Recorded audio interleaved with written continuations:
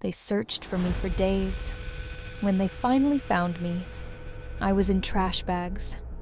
I wish I could tell you how I got there, so I will. This is a fictionalized narrative reconstruction based on publicly available information. It does not make claims about real events or real individuals. If you want more mysteries told from the inside, stay with me, subscribe, and don't look away. I remember my last ordinary morning because it felt like it had practiced itself 1,000 times. You know how routines make a life look safe. Same cup, same hallway, same door that sticks in winter. I trusted those small, stubborn things more than I trusted people. The screen of my phone glowed to life. The usual notifications. The noise of other people's lives. I scrolled, half awake, half present, and the world slid by like water over glass. The last message I sent that day wasn't a goodbye. It was something boring. That's how endings trick you. They pretend to be normal until you're already walking into them. I left in a jacket that didn't match the weather. Too light, if you want to know the truth. I told myself I'd only be out a short while. The hallway smelled like dust and somebody else's laundry detergent.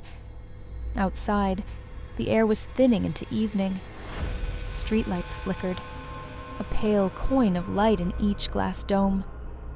I walked with my head down, feeling watched without seeing anyone. Do you ever get that?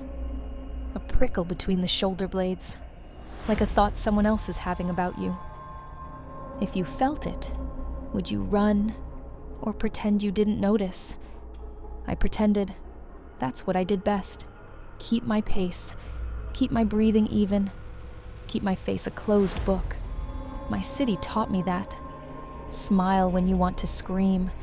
Numb yourself when things cut too close. I thought I was good at it. A message buzzed. Another followed. I answered one, ignored the other. I typed, "I'll be back later. Don't wait up." The kind of line you throw at the world as if you're in control, as if the timeline belongs to you. It didn't.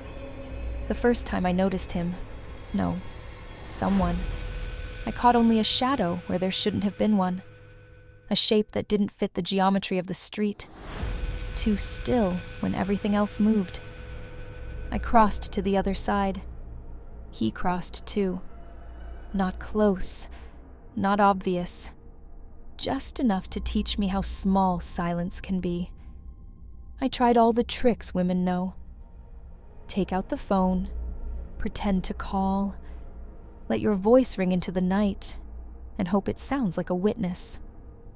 I even practiced a laugh that I hoped made me seem connected to someone, like an invisible friend was about to turn the corner. It didn't help. A siren tore past, red and blue skittering across the shop windows. In those colors, I saw my reflection. A girl alone, trying to look like she belonged to the city. Funny thing, the city will claim your rent and your hours, but not your safety. I ducked into a brighter street, the kind lined with storefronts that survive on late convenience, corner groceries, lottery machines, plastic flowers in buckets. The clerk watched me with that tired kindness of someone who has seen too much. I bought something I didn't need to buy time. A bottle of water I didn't want. The cap cracked like a knuckle. "Are you okay?" he asked. "Yeah," I said. "Just thirsty." We both knew that wasn't true. When I stepped back outside, the night was quieter. The shadow wasn't where I'd left him, or maybe I wanted to believe that. I turned toward home, because home is the lie you tell yourself will save you. Ask yourself, when your nerves shout run, do you run to somewhere, or just away? It wasn't one long chase. It was pauses and startles, a collage of small alarms. My phone kept glowing, messages stacking into a sky I couldn't climb. Where are you? Ping me when you get back. Did you see the news? The world had its noise, but my street decided to go quiet. A bus passed too quickly, exhaling warm diesel breath that made the cold feel personal. A streetlight buzzed, then stuttered out, then relit as if deciding whether I deserved light. A cadence found me, a sense of someone stepping into my rhythm, not beside me or behind me, but around me, like they were learning me like music. What would you do if someone matched your pace like that? Keep walking? Confront them? Duck into a bar? I chose the most dangerous option, to gamble on normal. It's almost funny, right? To pitch calm against danger and call it strategy. But ordinary life is a spell. You hold it in front of you and hope it fools the wolves. There was a corner camera, one of those little unblinking eyes that forgets as much as it sees. I thought, let it catch me. Let it catch this. That would have been proof. Proof is a kind of armor, even if you wear it after the wound. I crossed the final intersection before my block. The night stretched thin like plastic. My keys were a small weight in my pocket, a promise of a door. I told myself, just a few more steps, just a little more light. Something changed. Not a sound at first. An absence. The emptiness of a place that should have been crowded. Every window looked like a photograph of a window instead of the real thing. You don't notice when the world shifts a degree. You notice when you're already falling. People ask for details. They want the clean outline of events, the official steps, disappearance in January, search efforts calling my name into fields and alleys, then the discovery, my remains in trash bags, reported head or face trauma, basic investigative steps. What happened between this street and those bags? They ask. Tell it in order. But trauma rearranges time. Memory doesn't file itself into dates and bullet points. It keeps the sounds, the tight twist of something being tied, the dull knock of a lid, footsteps learning the floor, a streetlight flicker that becomes a metronome for panic. Memory keeps the texture of things, the way air thins, how a room swallows voices, how hands can be everywhere and nowhere in the same moment. I will tell you what I can. I remember a door that wasn't mine. I remember the smell of plastic and cleaning fluid trying to cancel each other out. I remember a voice not addressing me, but discussing me, like I was a problem to be solved rather than a person. I remember trying to make myself small, and then realizing that smallness was exactly what whoever they were needed me to be. Do you bargain with the dark? Do you promise to be good if it promises to end? Do you tell yourself this is a misunderstanding, and misunderstandings get resolved? I promised everything. The dark didn't make any promises back. There is a point where fear becomes cold, not terror, not screaming, cold. You move slow inside yourself. You watch yourself from above and think, choose differently, but your body is already choosing for you. Survival is its own possession. It doesn't ask your permission. I can only speak in edges here, not the center. The center is missing. They looked for me. I know that like you know what your name sounds like in a stranger's mouth.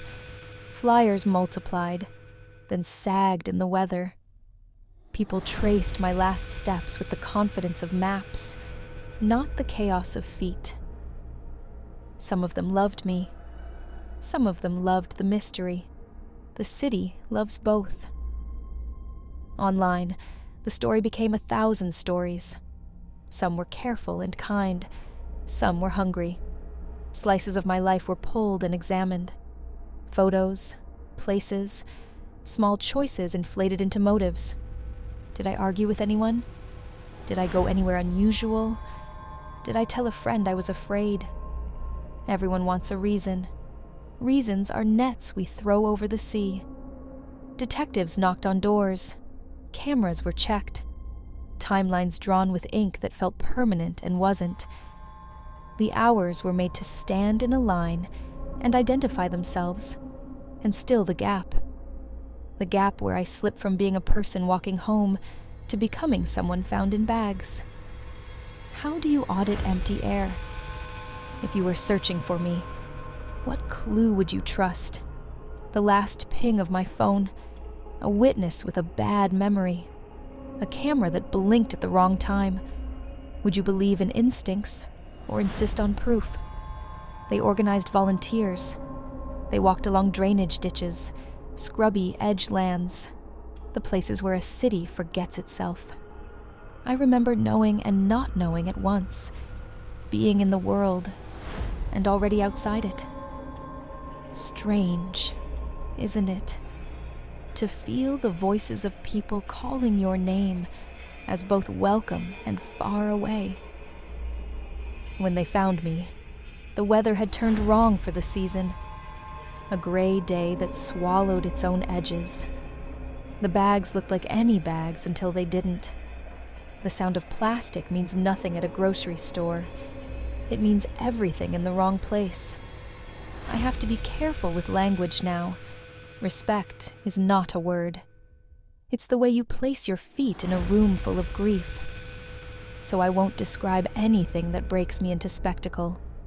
I'll keep it to the quiet truth. I was found. That verb has a weight to it.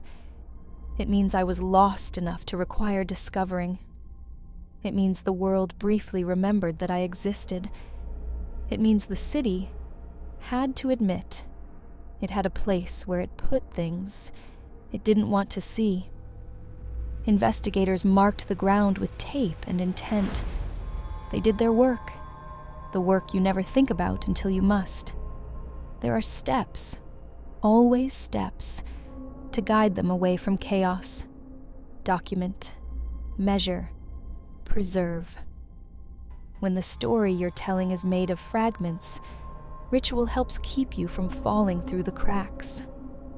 Head and face trauma, they'd later say. But even facts become soft around the edges when repeated enough. I don't know which words belong to me and which were assigned. I only know the motif that kept returning in my mind. The tie and twist of plastic. The way a knot can look like a decision. What do you do with a decision someone else made for your body? This is where some people want the neat turn, the suspect, the motive, the courtroom that puts a fence around the past. But there wasn't a neat turn. There was the echo of an investigation that did what it could, and the louder echo of a public that wanted answers faster than truth can travel. If I told you there were clues, would it help? If I told you there were none, would it break you more? A theory is a mirror that shows the person holding it. Some said it was random, wrong place, wrong time, as if misfortune had a schedule I stepped into. Others insisted it was someone I knew. Danger, they said, is more intimate than strangers admit. A few built elaborate structures out of flimsy rumor, stacking guess upon guess until it looked like a building. But you can't live in a building made of maybe. Unofficial discussions took their own roads. Patterns, coincidences, the way other cases sit too close to mine and make people whisper. I understand the impulse. We try to connect what hurts us, so it makes a shape we can name. But sometimes the pattern is only the ache repeating. Ask yourself, if you could choose between a comforting lie and a brutal unknown, which would you pick? Would you rather someone in handcuffs by sundown, even if the story didn't fit? Or would you hold out for a truth that might never cross the door? My family wanted answers. They deserved them. The community wanted safety. They deserved that too. The police wanted resolution. Even the best ones are still people, and people need sleep. And the city, well, the city wanted this story to move along, to join the sediment of archived tragedies it builds its mornings on. I won't point a finger. I won't make a claim I can't keep. I will only say this. Sometimes the last person you text isn't the last person who mattered. Sometimes the camera that fails is the one that would have saved you. Sometimes the knot tells more truth than the hands that tied it. If you were me, if your last ordinary day turned elastic and snapped, which of those would you forgive? What remains of a person after the news cycle turns the page? Photos, small grocery receipts in a pocket that prove hunger at 3:12 p.m. A cracked keychain with a charm that meant something once. The last playlist you listened to, and the way the final song fades a half-second too slow. The map in your phone with paths that only made sense to you. And voices. The voices of those who loved you, some too raw to speak, some speaking because if they stop, the silence will take them too. Grief teaches volumes of a language you hope you never learn. I hold on to the last light I saw that night. Not because it was kind, it wasn't, but because it was there. The flicker of a streetlight, that tired dome, buzzing like a thought, burning like it owed me something. I think about the clerk who asked if I was okay. How many times has he asked that question since, and worried when someone said yes? What remains of a city after it fails you? Responsibility, if it has courage. Memory, if it has heart. Patrol cars pass. Committees convene. Cameras get replaced. And still, there are corners where the air keeps a secret. Do you walk those corners differently now, after hearing me? Do you check behind you, not to feed fear, but to keep your story yours? I am careful, even now, about the plastic. It is a symbol I didn't choose. It reduces and contains. But in another life, plastic is just a bag for bread, a rain shield for a book, a convenience. It isn't evil. It only becomes monstrous when asked to hold something it was never meant to hold. What remains of me? More than what was taken. You have my voice now. You can carry it into the places where the city forgets itself and say, not here. Not again. If you knew me outside of headlines, you would know I never finished a cup of coffee in one sitting, that I walked too fast when I was late, and just as fast when I was afraid, that I apologized for things that weren't my fault, that I kept screenshots of sunsets like I could bargain with them later. You'd know that I wasn't a saint, and didn't want to be. I wanted the ordinary miracle of tomorrow. That was it. Wake up, do, rest, repeat. Every day is a prayer if you use it right. I'm telling you these things because cases, my case, any case, can turn people into templates. You forget the shape of the life inside the outline. If this was a thriller, the third act would arrive now. Revelation, pursuit, justice. But this is not a script that ends on a gavel. This is a night that pauses and then keeps being night. So I'll give you this instead, an invitation. When you feel watched, believe yourself. When your city feels emptier than it should, don't walk it alone. When a friend texts, "Are you okay?" Answer with more than a yes. And when you see someone at a counter buying water they don't want, don't just sell it. Sell them a moment of safety with your eyes. If you knew me, you'd know I still want the same thing, for you to get home. They searched for me for days. When they finally found me, I was in trash bags. That part of the sentence will never change. But what comes after, what you do with that sentence, can. You can let it be a story that eats itself, or you can let it be a gate you hold open for others. A gate where someone says, "I'm scared," and someone else answers, "I'll walk you to the corner." You can put lights where the city dimmed. You can listen when fear speaks in a voice you usually ignore. As for me, I exist now in echoes and in the edge of things. The last ordinary day. The feeling of being watched. The sound of tied plastic. A streetlight that can't decide if you deserve light. Unanswered notifications. Places that should be safe. You'll find me there, reminding you that safety is a pact. Made in the open, honored in the small hours. What do you think really happened? Tell me your theory in the comments. Say it out loud, even if it's only to admit what we don't know. And if you stayed with me this far, subscribe. It keeps my voice in the world a little longer. I thought the night would end neatly. It didn't. It frayed. It folded. It forgot. But listen closely. Somewhere, a knot is loosening.